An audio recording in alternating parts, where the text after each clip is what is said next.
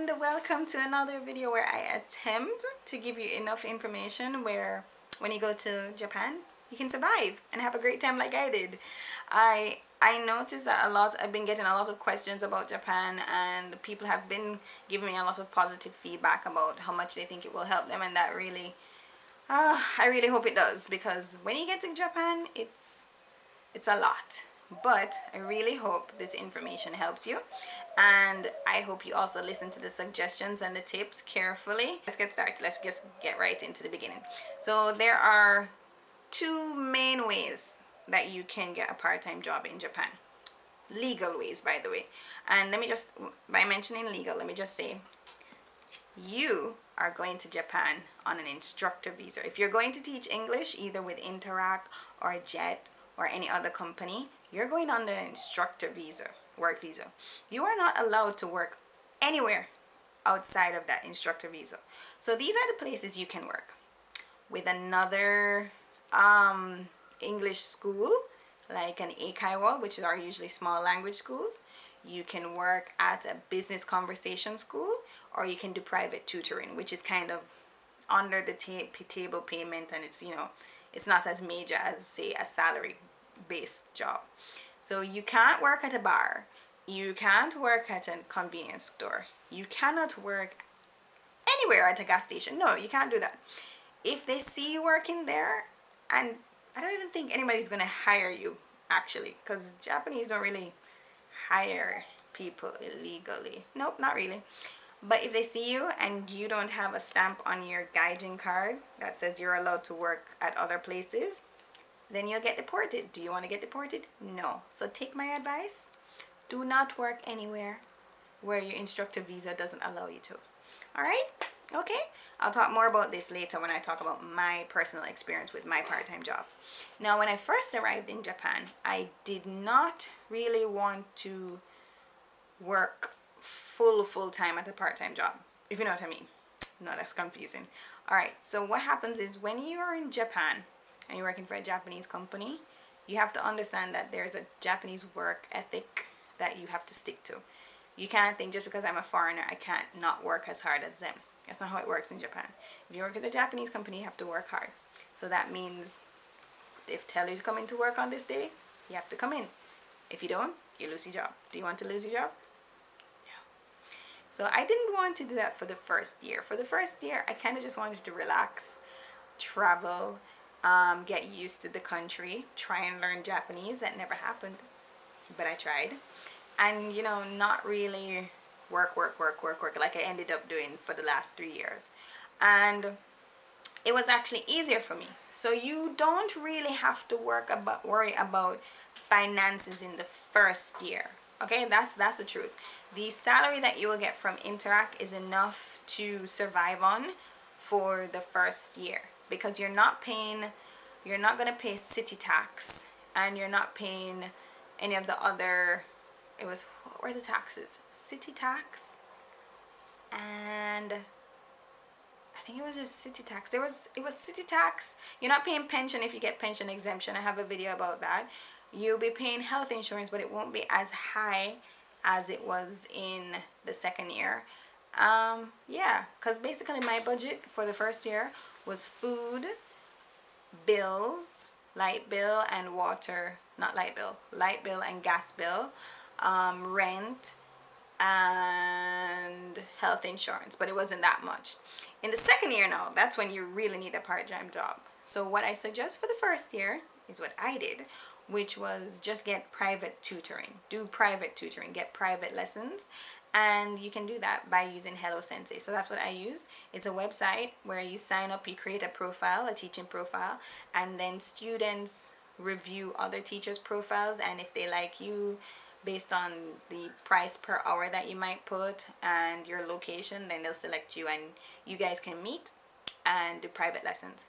That I would recommend because it's easier. So for me, in that first year, I went to Osaka a lot. I don't know why, because Wakayama is right below Osaka prefecture, and it's about an hour from Kainan to Wakayama city, from Kainan to Osaka, like central Osaka, the busy area.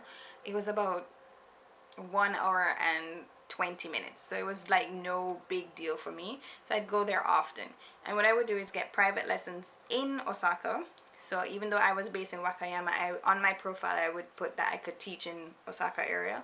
Get lessons there, fit in about 3 lessons in a day, and have enough to cover the travel expenses and buy groceries for a week. So that really helped me with small purchases, and also traveling. If I wanted to travel around Japan, that would cover my expenses, my travel expenses.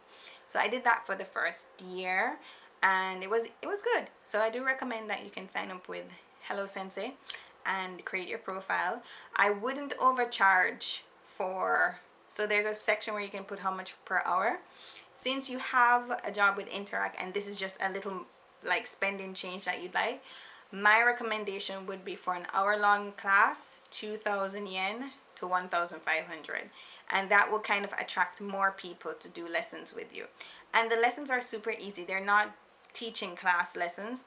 Sometimes it's just business persons who want to practice speaking English with a native speaker, and other times it's just someone who wants to learn about different cultures. Sometimes it's also just lonely men who would like to have conversations with foreign women. Beware of those. But beware of those. But basically, it's just you having a conversation, so you can talk about Jamaica, not Jamaica, but anywhere you're from. Talk about where you're from, ask them about their lives, kind of get them to speak. And it's very simple. After that, after an hour, you say bye, and then you go about your business. You party in Osaka if you want to, which is what I did. So very, very easy. Very, very easy. So that was what I did for the first year. But after the first year, when I got hit with all those bills, wow, that second year where you get hit with city tax. City tax for me actually wasn't that bad. For the year, for the whole year, my city tax was about 59,000 yen, which is what, 600 US dollars, I think. Compared to other places where people were paying 150,000 yen or 200 and odd thousand. So thank God for living in the countryside area, because I didn't have any big city taxes to pay. And my health insurance went up, and there's another tax that I had to pay. There are just a bunch of taxes that every 3 months I had to make payments to. So that's why it was very important that I got a real part-time job, like a set part-time job with hours and lots of classes to make up for the salary. Because in the second year, I have to admit, you can survive on the Interac salary, but it's not with much. So if you want to do stuff like travel, or if you're from Jamaica and you want to visit Jamaica, that costs a bag of money.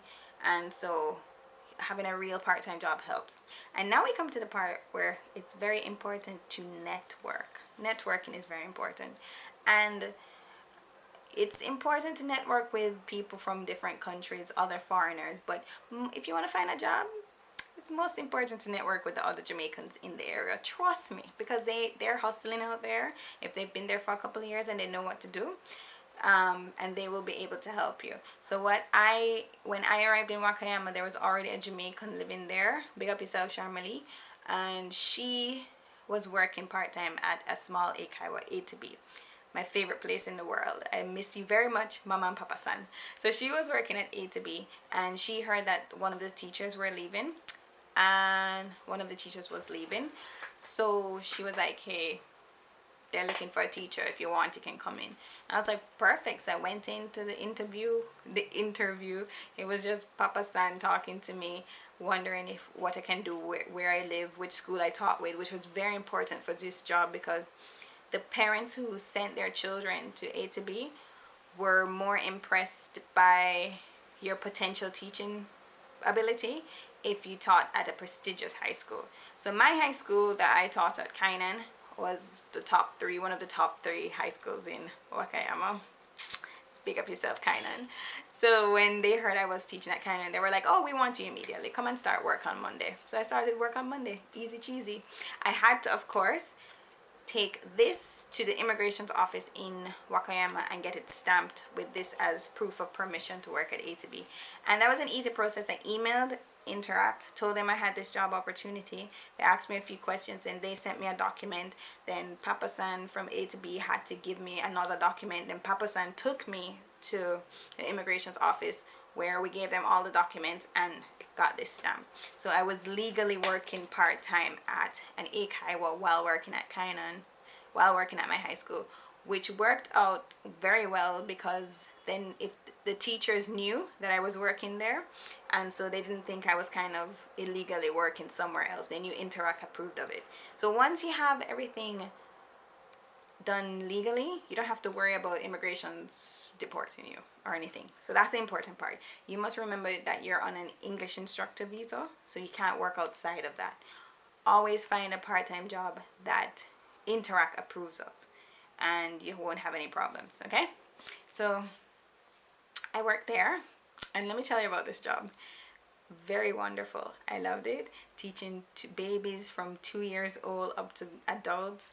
And the good thing about this, the reason why there was this job opportunity in Wakayama, is because Wakayama actually has a lot of manufacturing companies, and these companies are international, have a lot of international branches.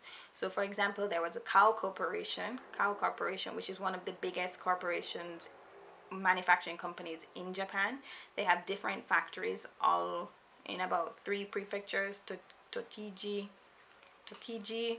Wakayama, and Tokyo. And they make stuff like laundry detergents, bathroom cleaning supplies, feminine products, and makeup, of course. So a very big company, and since it's international, a lot of the employees are expected to know English and speak it. So many of the students we had at A to B were from there, or other companies like that were like that, where they had to have a high English level. So there was a lot of opportunity for me to have that kind of part-time job in Wakayama City. But it might not be the case for you if you live in a more countryside area, because Wakayama is countryside. But there's what countryside, there's Wakayama City, and then there's countryside Wakayama. So by the way, if you're watching this video and it's like near enough to the time when you go over and you hear that you're going to Wakayama and you're going near to Wakayama City, please let me know. Please let me know. I have a job opportunity for you. Okay? Just let me know if you're watching this video. So yeah, that was a perfect job. So you have situations like that where you have small eikaiwas that are for kids and adults. Then you have like business eikaiwas or business conversation schools where it's just adults. And they're all over many of the major cities. So in the major cities, or the capital cities, or the #1 cities, then you'll see a lot of them. But if you're going to really countryside, the best option for you might be to just ask around for persons who want it. Check with Interac if they know any opportunities, or also just do the private lessons. So walk around your community, get used to people, and then usually that works where people see you and they're like, oh, talk to you, and then ask if you can do lessons. Sometimes they just want it for free, but ignore those. But yeah, so that's how I got my part-time job. It was through networking, a connection I had with another Jamaican who was living in Wakayama. And I'm so grateful for her because that was one of the best jobs I've ever had in my life. I absolutely love my bosses, Mama and Papa San. I miss them every single day. I miss my students every single day and think about them. It's just leaving Japan. The hardest part about leaving Japan was leaving my part-time job. I'm not even gonna lie. This first hardest part was leaving my school.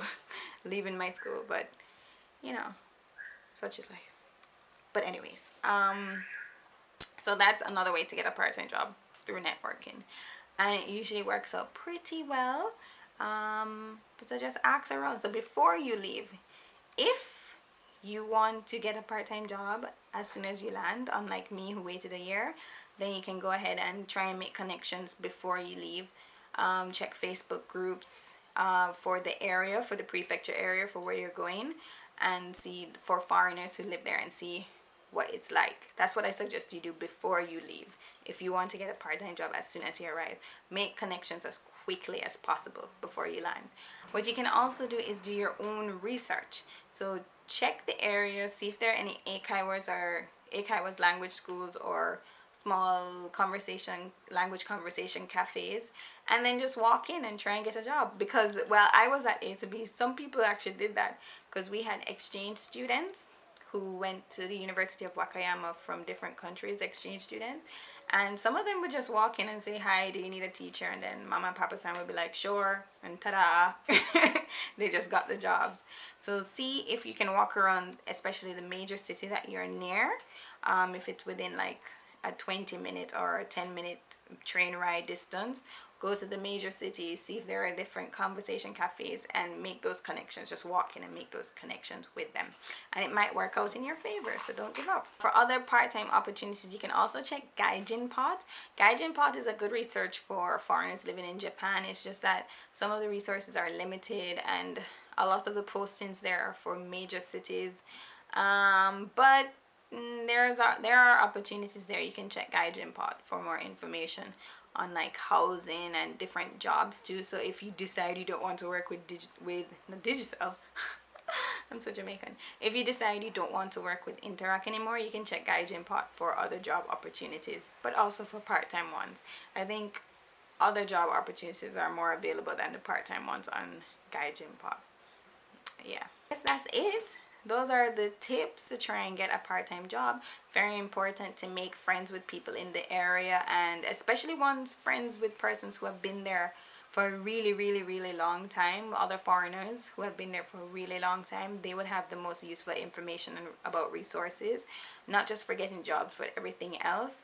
Try not to limit yourself to just talking to only the Jamaicans. Never do that, even though it's good to link up with them because they know where the jobs are. Remember that you have to be legal with this and get the stamp from Interac. Do not get a part-time job without Interac's permission, basically, or Interac's knowledge, because if you have a situation where you're teaching at this job and like a student or a teacher walks in and they tell Interac and Interac has no knowledge, you'll get fired, basically, and it will look bad on Interac too. So you don't want that to happen. So don't do that. And also try not to work too hard. For me, those 3 years that I worked at part-time, I did work really, really hard, especially in the last year, but I had a goal, I had a target. But my situation was at my part-time job, I would go to work at my high school from 8:20. I'd leave at exactly 4:30 every day because I'd have to ride my bicycle to the train station, catch a train, 11-minute train ride, then ride a bicycle 20 minutes to where A to B is, and then have only like 10 minutes to prepare for like 4 classes, work until 9 o'clock in the night, and then ride my bicycle back 20 minutes in the dark of night. It was completely safe though, thank God. I love Japan for the safety. 11 minutes back to Kainan, 10-minute bike ride back home, so I get home at 10 o'clock every night. So that was crazy, but without that part-time job, there's no way I would have been able to save as much money as I did, pay bills, pay any loans, not loans, but pay any financial responsibilities I had was covered by my part-time job. And that made life in Japan incredibly bearable because I didn't have much of a social life, but I had enough money where if I just wanted to go on a trip. So as you can see from the rest of the videos I have on my page, I traveled a lot around Japan. I could have traveled outside of Japan, but I wanted to save money. But I traveled a lot to a lot of places, and that was all because I had the opportunity of a part-time job. And I think that makes it a lot easier for people. And also, if you live in an area where, for example, I had a friend, she lived in Wakayama too, but she lived in a more countryside part of Wakayama, and it wasn't until she moved to Chiba that she was able to get more job opportunities. So if in the first year it's really hard for you to get a part-time job, remember with Interac you do have the opportunity to apply for a transfer. So you'd be able, usually when you do a transfer, you can request somewhere more within a bigger city, and that will open up opportunities for you. So that's why I said for the first year, just relax, enjoy Japan, get to know the people and the culture, and do small part-time jobs if you want. You can survive on the Interac salary for the first year and then request a transfer. Of course, if you're going to request that transfer, you better save some of your money because moving in Japan crazy expensive. Crazy expensive, but don't worry too much about it. Okay, so those were my tips and suggestions on how to get a part-time job. If you have any more questions or any more information that you'd like to hear, go ahead and request them. Politely request, by the way. Don't demand videos from me. I don't like that. I'm not a YouTuber really. I make videos to help people, but I don't get paid for this. So don't make demands of me, please and thank you. But yeah, go ahead. Just make suggestions kindly, and I'll, of course, if I can make a video that I have the information about, I would gladly help you. Because like I keep saying, I want everyone who has made a decision to move to Japan to have an amazing experience. I want you to go there and you're just so happy, like I was happy there. I wasn't happy all the time, but 90% of the time, I loved it. So that's all for now. Bye.